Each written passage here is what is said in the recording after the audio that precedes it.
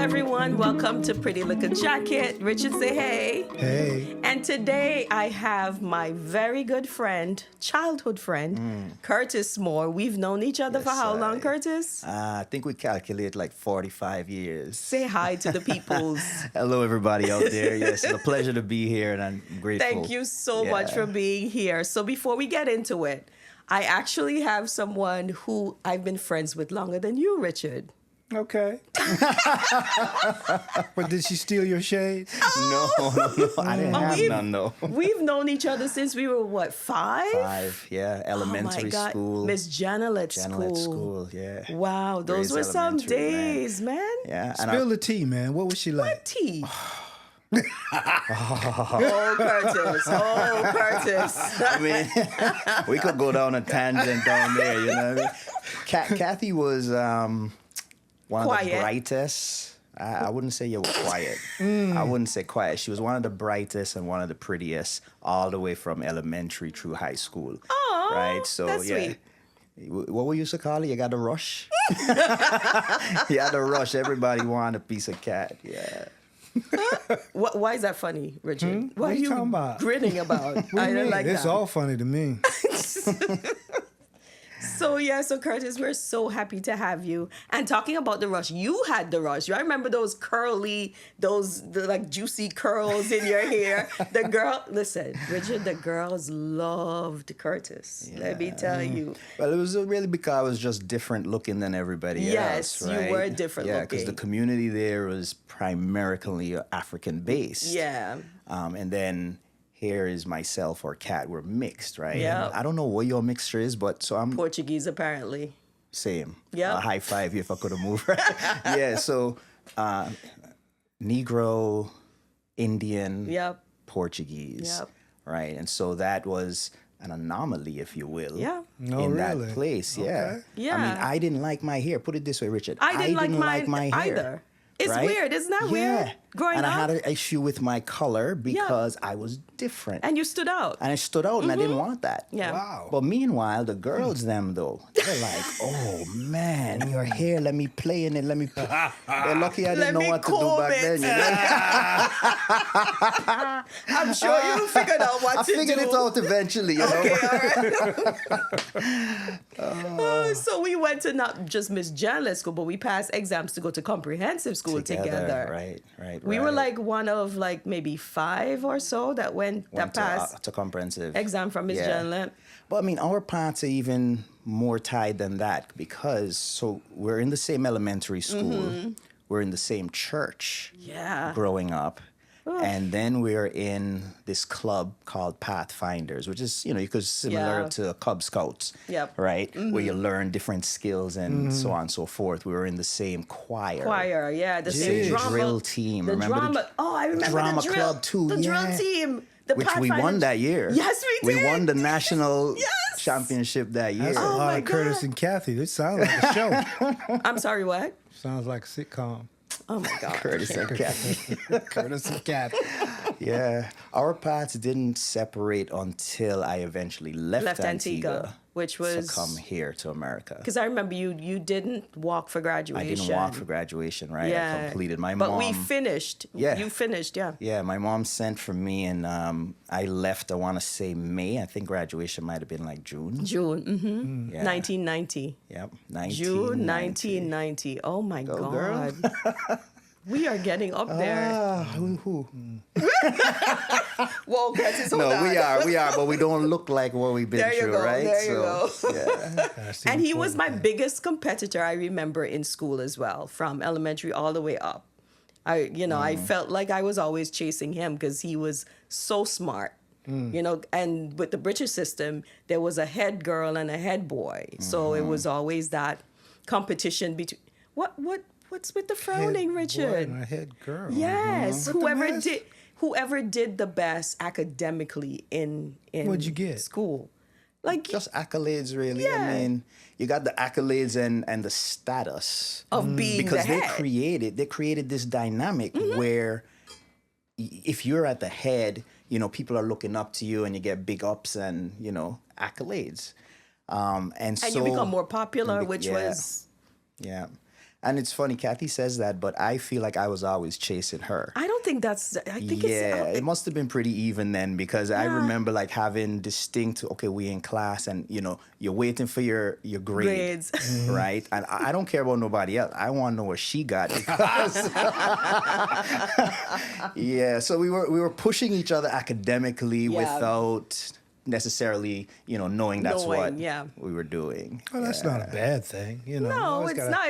have It somebody wasn't that- bad, but it created this system of just pressure and competition. Like my mom expected me to be first place in class all the time. Same. Well, It was an pressure is how- expectation. pressure is how diamonds are made. Amen. Amen to Diamond that. here. Hello, diamond here. Super diamond. Same here. Ain't no moissanite over here, bro. So I guess we'll just jump right into it then, Curtis. right, come let's on. let's Let's hear open your it up. story, and I know that you stayed with the Genelettes since I've met you. You were with the Genelettes. It's funny because I never met your mom. Right. But the Janlets always had children around them because they had a school, of course, and they had, like, I remember other boys around them, and it was like a family of adopted Kids. Yeah. kids. Yeah. I gotta in that moment just big up Mama G, Mrs. Yes. Genlet, because she had the heart of gold. Yeah. She ran her own school, so she loved kids. I mean, ran her own school, and then she adopted a number of us boys whose parents were making a shot immigration-wise at America. Yeah. And could not take the kids along. I mean, they could, but that would have been the illegal route, if you will. So our parents were trying to do things the right way, and so they had to leave their kids behind. And this woman, this stellar woman, who, mind you, had 6 of her own, had raised them. Jeez. They had moved on. And I don't know, and even myself, I raised 2. I would never do it again. You know what I mean? I don't want no more. Don't bring that's a one-time deal. You know. But yeah, I never thought of it that way, though, that she had 6 kids of her own, and she had how many of you at the time? At the time, at one point there were 5 of us, Oh, then my 4 of us, then goodness. 3 of us. Yeah. Wow. She was amazing. She was. But in that same setting and in that same time frame, you have to remember that mental health, emotional awareness, and intelligence is not a thing that exists in our Caribbean culture, Yeah. right? And so I guess I'll hop into where my story starts with the Genelettes, or I'll go back a little bit. So I'm originally from Guyana, South America. I don't think a lot of our classmates knew that, though. Yeah. Yeah. My mom, who was the youngest of 5 girls, and she came from a home where her father was a big deal in the community. He was a hard worker and very brilliant man. And he worked in the jungles for a logging company in Guyana. So that meant he was away for 6 months at a time, come home for a month or 2, and he has 5 girls. His wife died after my mom was born. So now is him raising his 5 girls, and Wow. his brother, unfortunately became an alcoholic, and so his brother had, I don't know, maybe like 8 or 9 kids. Oh. So my grandfather This is so Caribbean, Yeah, with he that many began kids. supporting both families. From his work in the jungle, he's supporting 2 families, right? But so it's hardship, if you will, even Yeah. though he's prominent and you got to Still spread a that lot. money around a lot of people, Yeah. right? So at some point, my mom saw an opportunity in Antigua, small, beautiful paradise island, right? course. And so she went there and left me in Guyana with my grandfather. This was my first experience with abandonment. I was 3 years old. And, in those days, you don't think a 3-year-old is cognizant of too much, right? But my grandfather reported back to my mom each month that I was gradually becoming less active and just spending the day on the couch crying. Eventually, Missing her. Yeah, missing her. Right. So eventually he said, look, you got to come get him or I got to bring him to you because he's not even eating anymore. Wow. Right. So that's how I ended up coming to Antigua. My mom didn't opt to go home. She opted to bring me to Antigua. Right. So I remember that plane ride with my grandfather. At 3. At 3. I know, right? How do you... People always ask me how I remember stuff at 3. Yeah. You just... Kids are very cognizant of a lot of things. We say, oh, it's just a kid. No. No, yeah. Especially things that shape you. I believe they say from the ages of 3 to 6 that kids are operating at a genius level. Yeah. You know, they're pulling in stimulus from everything they touch, see, hear, taste, everything. Wow. You know, and they are very much aware. Very much. That makes a lot of sense to me because, so that's 3, I'm leaving Guyana. I have memories of Guyana, which means that's younger than 3. Wow. Exactly. I can remember my cousin that lived in the same house and a couple of different events that him and I, you know. So, yeah. But so You're calling them events? Events. We're going to call them events. 'Cause that's a whole nother side tangent. I picked that up. We're just letting you know. You know what I'm saying? Yeah. So that's how I come to Antigua. And then, you know, when I'm starting elementary school with the Genlets, there is how our paths intersect. But by the age of 7, so you say we maybe start at what, 5? 5, somewhere around there, 5, maybe 6. I think it's 5. I think it's 5 too, because initially my mom, and it's not just my mom, I got to lay this backstory better.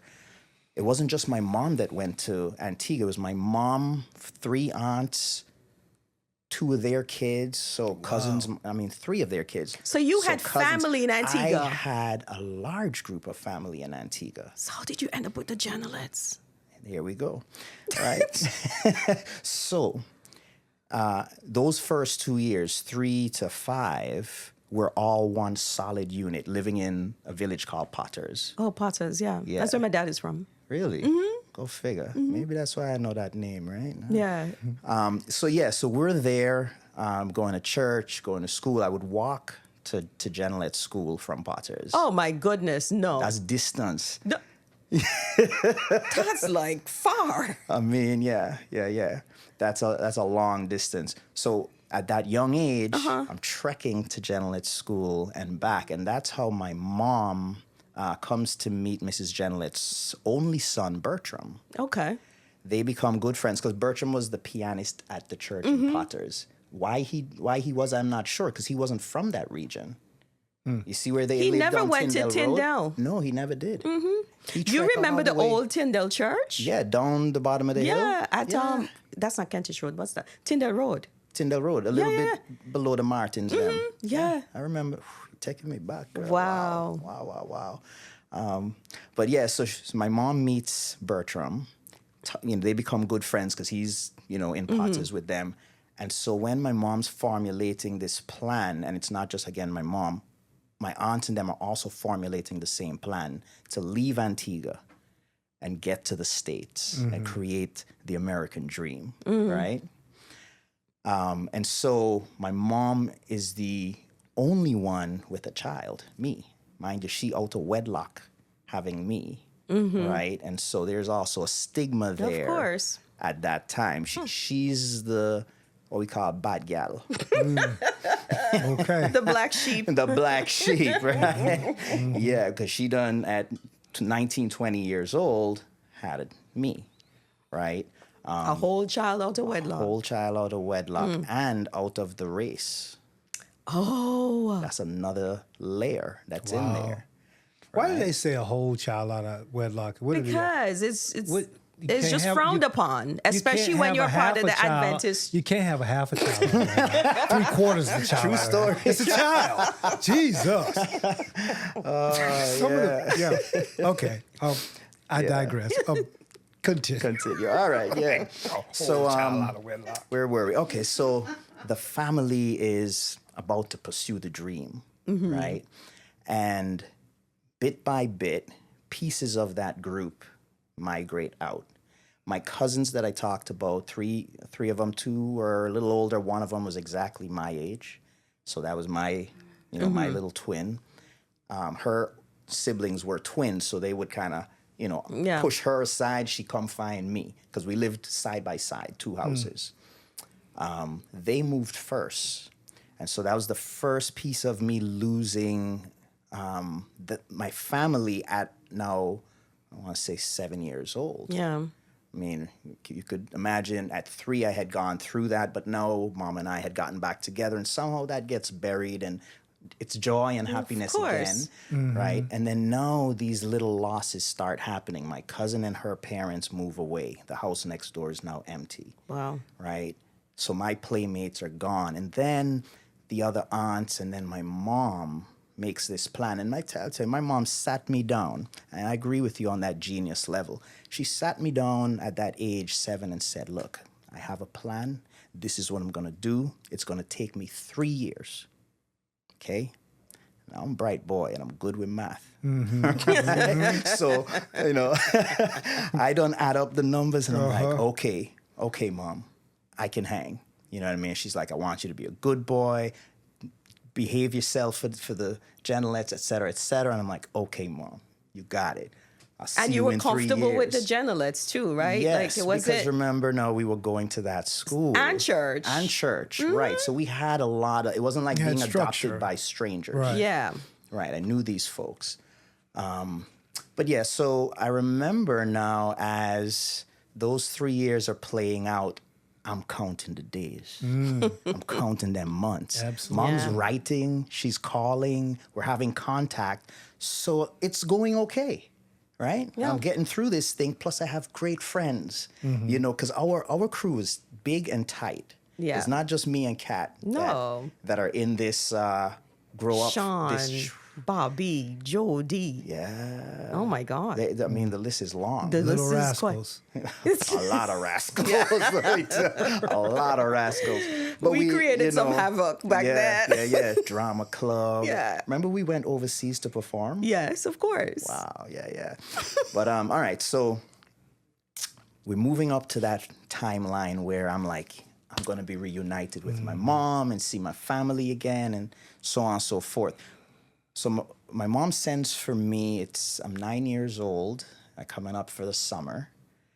I mean, I think I'm coming up for good. Right.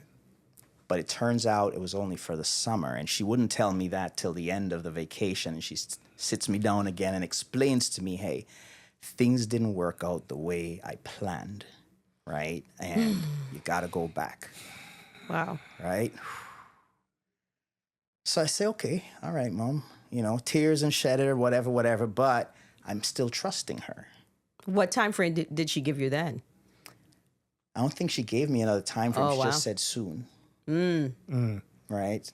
Now, for a kid, we've covered the 3 years you talked about. Something didn't work out, so soon must mean next year. Right? Kid math. Kid math.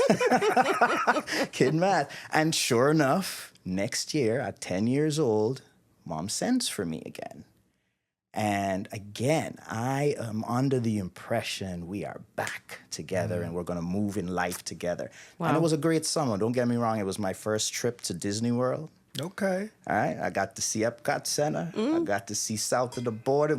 I came to Florida. You know what I mean? And then we traveled because that family, mind you, what was happening is my mom was working for very wealthy Jewish families as a nanny. And they would do the sponsoring of the immigration papers and all that deal. That was the path. And it was a legitimate path through an agency out of New York. And so there she was. She's doing this thing. What happened is at the end of the contract, that first family backed out on her. Whoa. Oh no. They backed out on her. All right. So she had to start from scratch. She have to start from scratch. Oh my goodness. She had to start over, right? But I don't know any of that. No, because So- you're a kid, I'm but just- you don't care about any of that 10 either. years old, right? So when I come up at that summer that I'm 10, it's a new family. It's not the family from last year. But I don't understand that. But whatever. I'm having a good time. I'm at Disney World, right? And I'm getting to experience. That's the first time I remember eating a bagel and cream cheese. We don't have that in Antigua. What do we have, Richard? Titty bread.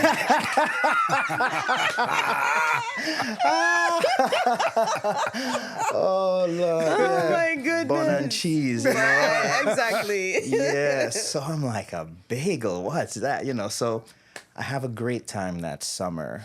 But as that summer comes to an end, Gotta go. man, the dark cloud rolls in of, hey, let me Another talk to you again. talk. No, as a kid, no, I'm starting to see a pattern. Yep. Of course. I was just about to ask you about that. Yeah, Yep. I'm seeing a pattern. So as she sit me down to explain I'm going back, now there's less tears. Now something is breaking inside me. And the Antiguan culture, it's not just Antiguan, the Caribbean culture, as I mentioned to you earlier, has no room for weakness. Yep.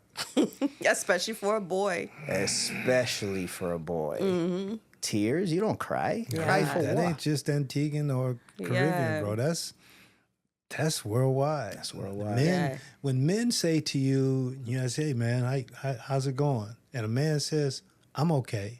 That boy is troubled.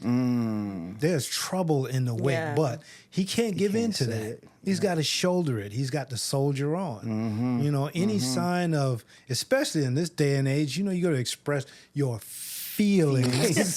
You know, nah, you sassy. You're a sassy boy. You know what I mean? But in the same vein, why don't you talk to me? Right. Don't know how.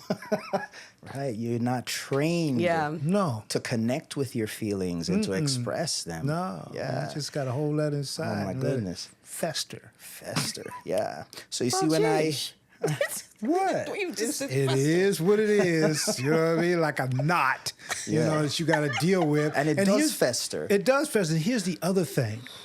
When you get to the point where you think you're comfortable with someone and you do, and then they turn around and weaponize it, bro, it shuts That's a you whole down other like, podcast. That's all. A whole other episode. Hey, listen, but mercy. it's real. It's a reality. know. Right. You know, and then you shut down for good. Yeah. You know, and here's the other thing. If I can't be real with you, if I can't trust you with the things that are, you know, that bother me the deepest, or the things that, you know, move me, compel me, then I can't trust you. Right. Right. And if there's no trust in a relationship, What do we got? A facade. that's a facade, bro. Yeah. So you were seeing a was deep. pattern. Hey, I can go there every now and again, you know. But you were ain't seeing gotta a bust his pattern. chops. Seeing a And pattern. that pattern probably fed into, you know, the issues of abandonment. I'll tell you, what that pattern did is it forced me to find a way to survive, because when I left and went back to Antigua, I distinctly remember crying for 2 weeks. Wow. Day in, day out.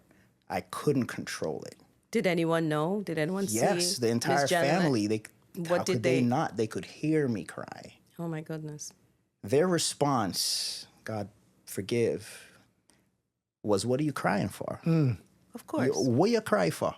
You want something for cry Cry for?" for. Oh, Lord.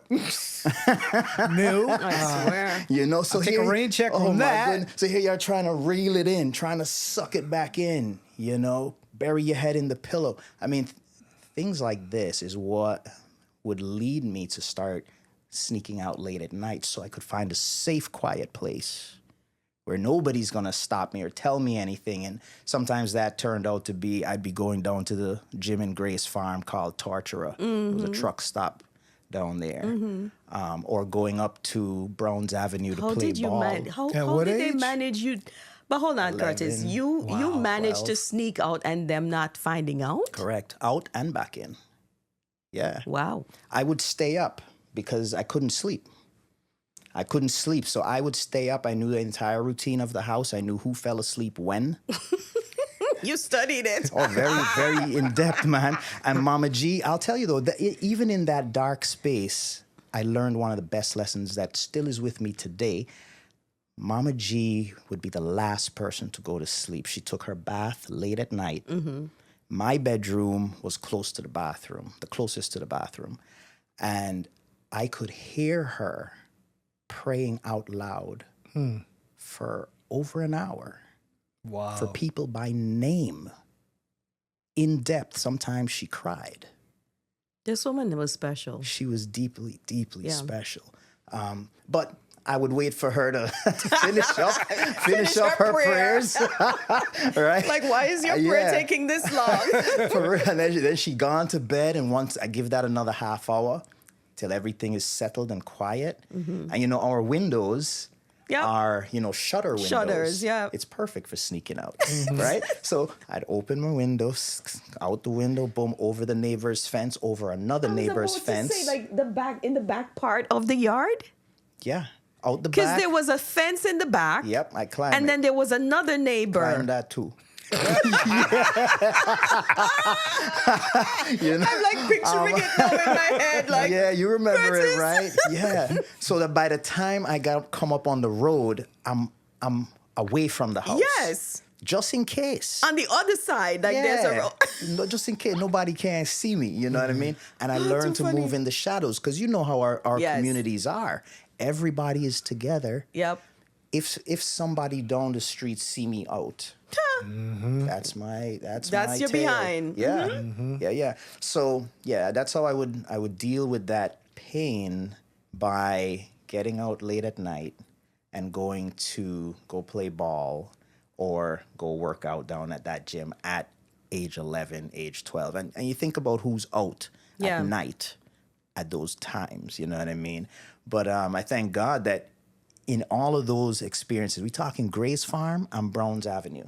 I know. Right? These are rough neighborhoods in Antigua. It's no place you want to be out at night, put it that way. But the fear wasn't in me. I was never a fearful child. I was always very adventurous, and I had a warrior spirit in me. So I didn't fear if you were bigger than me. The only thing I was afraid of was cows and dogs. Cows. Come on. Cows, No, yeah, not the man. cows. It was from when I was walking to Janlet School young. Yeah. I had to cross a few pastures with cows with massive horns. So you never had a burger? Oh no, I've had burgers. Then why are you afraid of cows? At that time, no. Oh, at that time, I had no burgers. No burgers. Yeah, because Adventists were known as vegans or vegetarians at the time. Yeah, we didn't they eat would meat. eat fish and chicken though in our house. It wasn't like it wasn't regular. No. Neither You do don't I have think. nothing regular. That cows, massive horns, freaking goat with the. Please don't start with the goat in With the Antigua. muscles? Continue, Curtis. Yeah, man. See, Please do not those start. animals. I mean, Oh my God. Yeah. But where were we? So I'm dealing with the pain in that way. Getting out late at night, getting home before the sun comes up to get a little bit of sleep, to get up and do the routine of school. And go compete against, my arch nemesis over here with the academics. You know what I mean?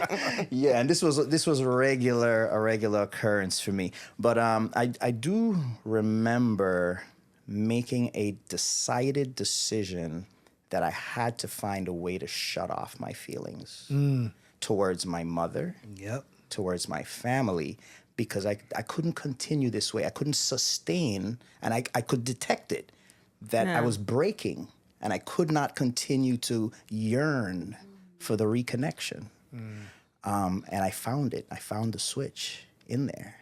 And when I was able to flick it, a few different things happened. I stopped reading her letters.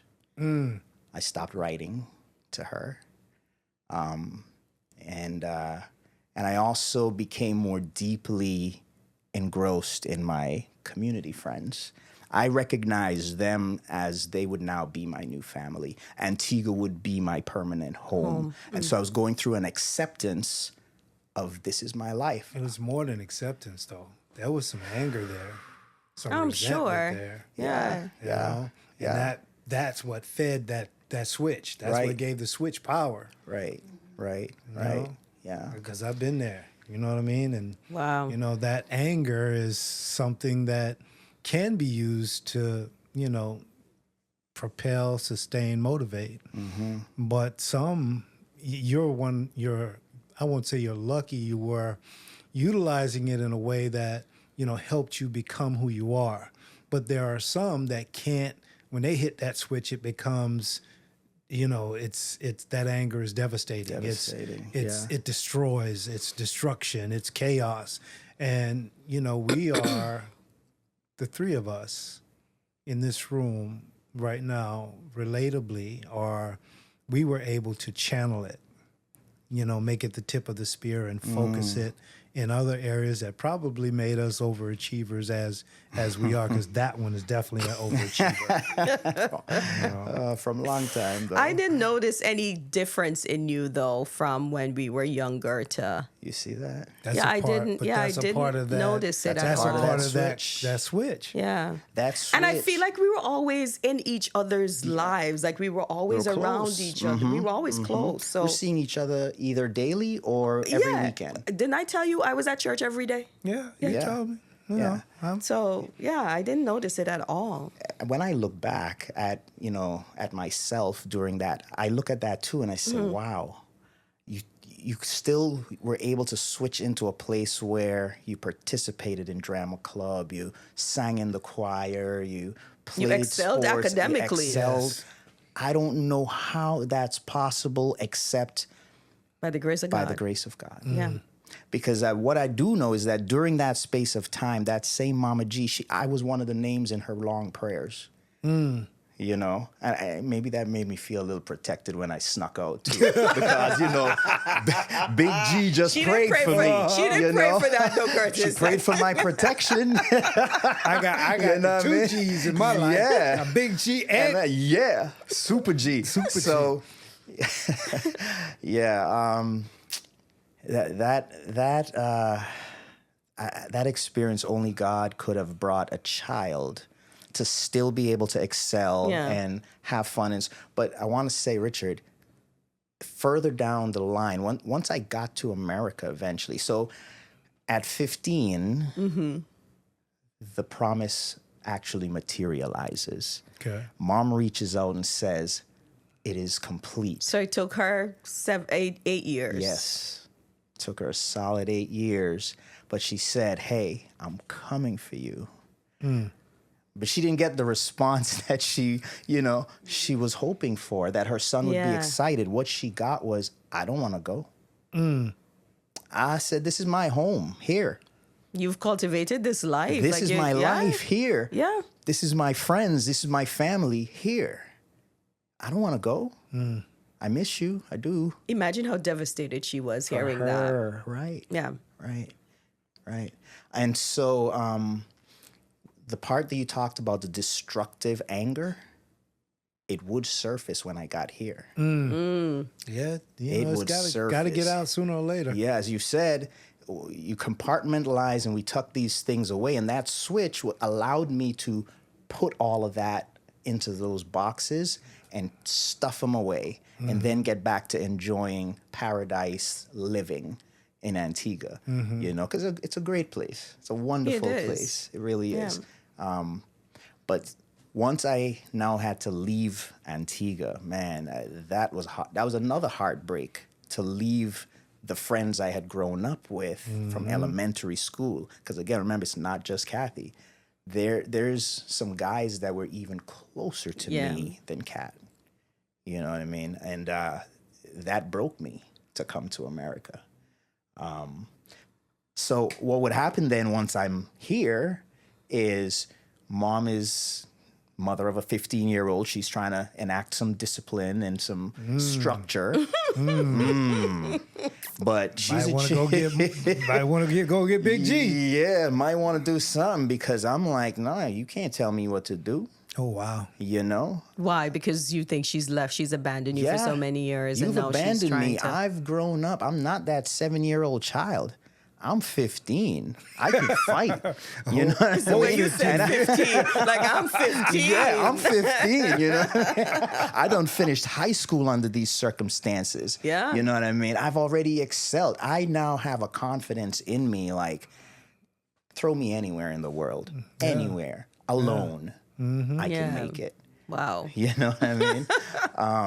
And so me and mom begin to clash, begin to clash heavy, you know, because I am, that anger has now found its way up and out, but it doesn't fully exhibit on her. It comes out because I'm now linking up and meeting friends in the American streets. It's a different set of friends than in Antigua, you know what I mean? And now this opens me up to things like selling drugs and shooting guns and bad boys. That's way different than drama in church. Yeah, way Huge different. That's a whole different Way drama different. club right there. Miss Right Jenna on. would not be pleased with you, just saying. You know what though? Mama G eventually, she understood. Of course. Because she moved to America to take care of the grandkids of her own kids that were up here. Oh, okay. Yeah. Right? And there's a window in there. She leaves when I'm still at that house in Antigua. So she left you in Antigua? Oh, I did not know that. The last 2 years, 13 to 15, her kids are professionals here, and they've had kids. And so they're like, Mom, come take care of our grandkids. We don't want to put them in daycare and you know stuff here. Right. So they made a move, and she comes. So who was in charge of that house in Antigua? Because there was still a lot of boys in that house. Here what happened. So Mama G and Daddy G, couple for well over 60, 70 years at the end of it, they had a different opinion about taking kids. Daddy G was like me. He like, I ain't want no part of that. Leave them kids out of here. Mama G had the heart for the kids. So she said, Teddy, back up. I run the show. I'm taking the kids. You follow. Right? And so that's how it ran. And he was like the best grandfather figure up until she left. He was just a demure man. I always remember him as always very well put together. Yeah, sharp, well-dressed, well-spoken, polite.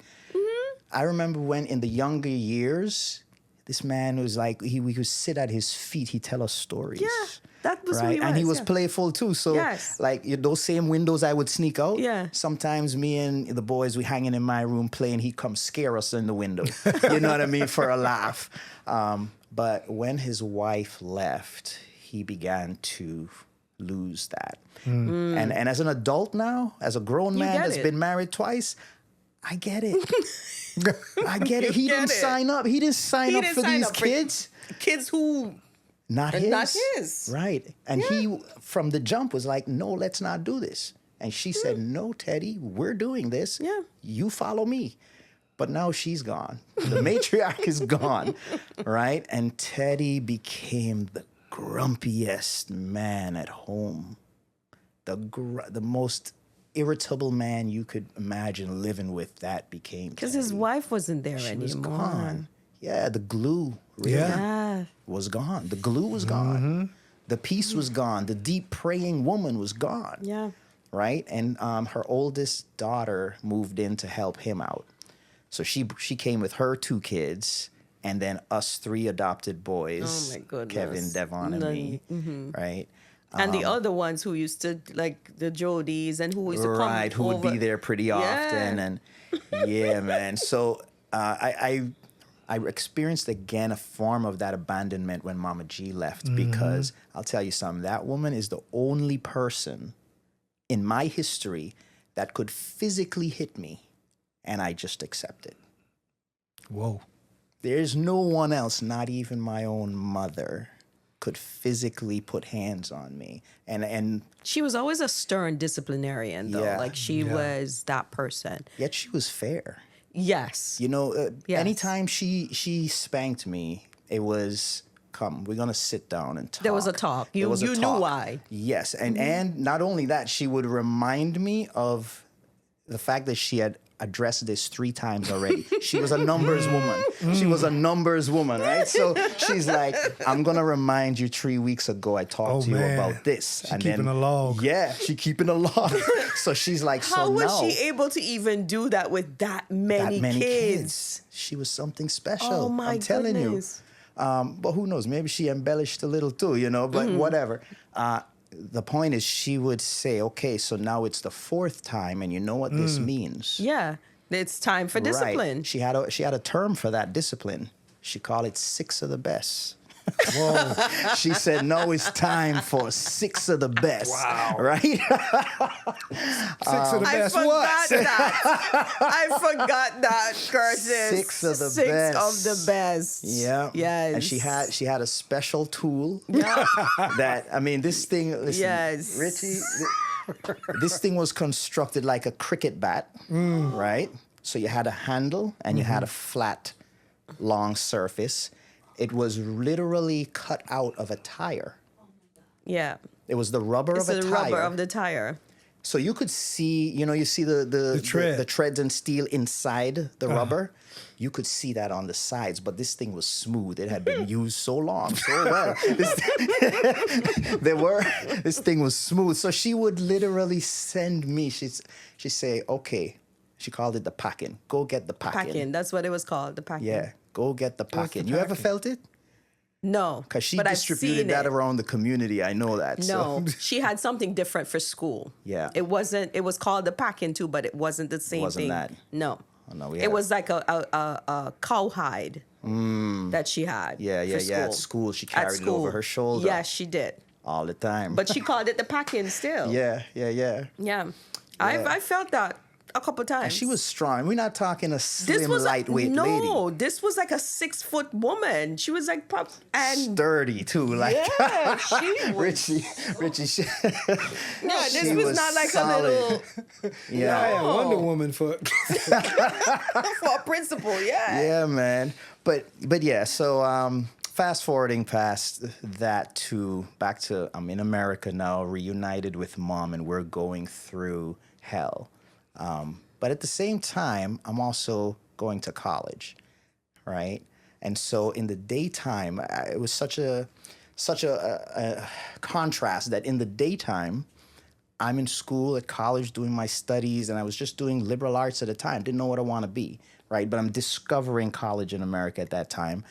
And at night, I transform into the street.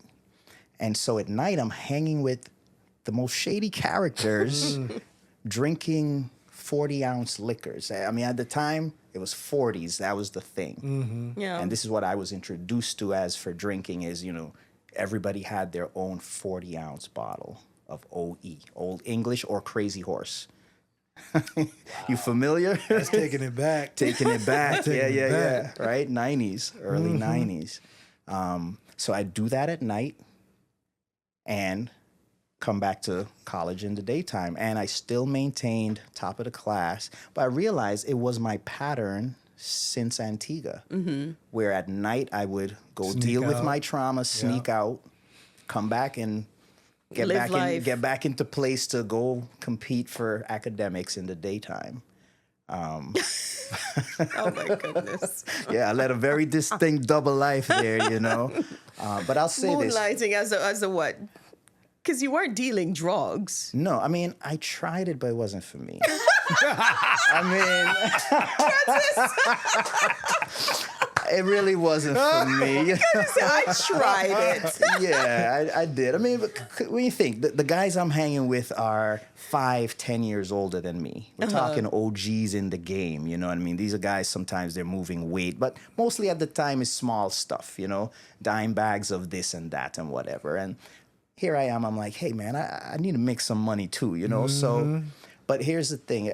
I'll keep his name out of it. But the leader of this clique, he saw something in me that he said to me, because I remember saying to him, hey, initiate me.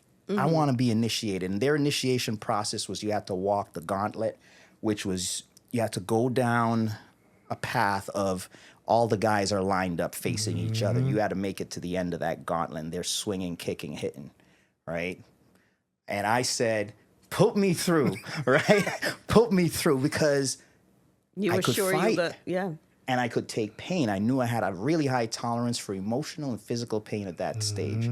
So I was so amped to do it. And he said to me, no. He said, you're different. He said, you're the only one in college. He said, I don't want you to become this. you know. And he was the one that took me out on the road to begin teaching me how to move, right? And how to, so I'm shadowing him like on a job, right? I'm shadowing him as he's doing his nightly runs, making visits, and he saw my anger get away from me one night. And he said, this ain't for you. And what it was is he went to pick up money from a customer, and that customer said, I don't have it, but give me some more. Kathy, where we come from, she talking stupidness, Pure right? stupidness, Pure that's- stupidness. You don't got the money and you want more. But he understood that this is a continuous cycle for his customer, and that money will come at some point. So he's willing to give her the more. But I lost it in that moment, and I begin destroying her home. I go reckless, and I start destroying this woman's home. And There's he that grabs me. anger. There's that anger. It exploded. And it exploded because I felt she was taking advantage of my man. You know, and so he brought us outside, and he said, "Now you stay in the car, man." When we did drive off, he said, "You know what? No, this isn't for you. You need to focus on your academics." And I'll tell you, when I eventually figured out I want to be a physical therapist, that was my first, you know, career stab, and went forward with that and graduated with my bachelor's. He was there in the crowd. Whoa, that's what's And I up. could hear his voice bellowing my name as I crossed that stage. That's amazing. Yeah. That's a real OG. Yeah. Indeed. That's a real He's OG, passed yeah. now, and died at a young age, too. I mean, Wow. this is the streets and how it plays out. Yeah. And I could look back and say, this is what he saved me from. Yep. You know, I wouldn't be here. 50 years old. 50 years. Wouldn't be here. He died at 29. Jeez. You know, and Curtis, this is so not you though. Like it really isn't you. Like I don't see that kind of life. Well, that's what he kept sheltered from you all, and that's what that's how we navigate and Right. cope Yeah. with the pain, the anger, the I would have never guessed that kind of life. Like right. never. Yeah. And you know what? As a matter of fact, not just you, I remember, I'll keep his name out, but I remember one of our very close people from that time came up. His mom had to have eye surgery, contacted me and said, yeah, come on up. We'll go to Boston, Brigham's, and take care of your mom and whatever. And he got to see bits and pieces of that anger in me and didn't understand it, you know. But he didn't understand. None of you would have known. Yeah. Outside of now that I am opening and talking about this, you wouldn't have known my story and the traumas that I was dealing with, because somehow, again, by the grace of God, in the daytime, I could still present so well, Yeah. you know, happy. Wow. I mean, and legitimately happy. It wasn't pretending to be happy. Of course. I love life. And I just loved living it and being, I think I was just wild in the mind, you know, just a wild man, you know. Listen, this has been a great conversation. We're going to continue this conversation in part 2. So make sure you tune in, and we'll see you next time on Pretty Likkle Jacket. Yeah, you said it man. right. Yeah. Yes, I knew you you were gonna did. do it. I knew Yay, you were gonna do it. Richard.